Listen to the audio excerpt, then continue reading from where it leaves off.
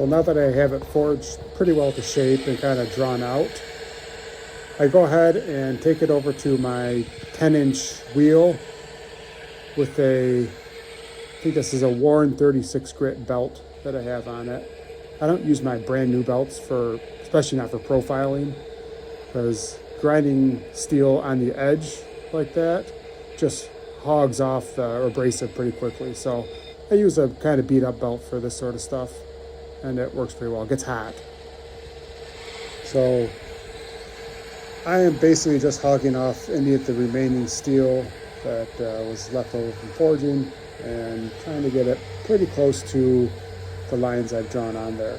Now, you notice my wheel here has a table, and the table is actually a little lower than center. If you kind of line up from the center hub to the table's down a little bit. I actually use that for when I'm cutting in my lock faces on folding knives. It has the perfect angle with that table, and I don't ever really want to move it, so I just keep using it for this too. So that being said, what it does is the edge of the knife is slightly angled, and so I have to clean it up flat. So you'll see me grinding on the table and then turning it around and grinding lengthwise on it to kind of even things up. So now I'm just going around the butt end of the knife and hogging off those corners and trying to clean that up there.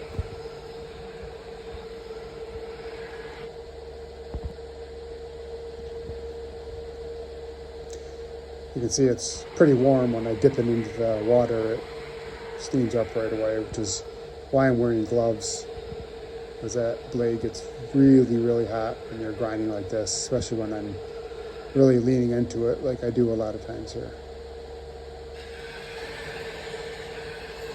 I have a variable speed grinder, and when I'm doing this sort of work, I'm running it pretty fast, almost as fast as it goes. So it really spins. It's really throwing off a lot of sparks. You definitely have to be careful. I've slipped and bumped my knuckle on that when I wasn't wearing gloves, and it took it pretty much right down to the joint. It was not fun. So now I'm switching over to my small wheel grinder. And I actually have the biggest of my small wheels in here right now. And all I'm doing is trying to establish my index grip here. And then you'll see me kind of switch it around and establish where the butt end grip is going to be. And then it's just a process of kind of smoothing out the steel that's in between there. Now with these small wheels, it's really easy to get kind of a bumpy pattern on the finish of the knife. When I'm trying to finish these out, once the handle's on and I'm trying to make everything look pristine, just real light passes over it to keep it from kind of creating waves in the steel. You definitely don't want that. Just doesn't look great. But the first run through here, I'm leaning in pretty hard, and I'll get a couple of those waves, but I just clean them up as I go along, and you'll see me doing some smooth, fast pulls across the wheel to try to smooth those out right there.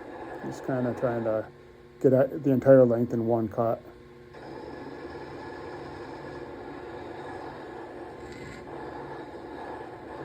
So this particular grinder doesn't have variable speed, so it just runs at one speed. It's pretty quick, but it's not anything as nice as my variable speed grinder, which is what I'm on right now. So this variable speed grinder actually I picked it up from an auction for $800, and it came with a bunch of different attachments and a bunch of belts. Actually, it was a great deal. So keep your eyes out. They're out there. You just got to look for them. So everything's kind of getting polished up there. You saw at the very end, I kind of turned it a little bit sideways. That's just to knock off those fine wires that give me slivers when I hold it without gloves. And here's the finished product as it is so far. Obviously, still got a ton of work to do on it, but it's going to be a pretty cool knife.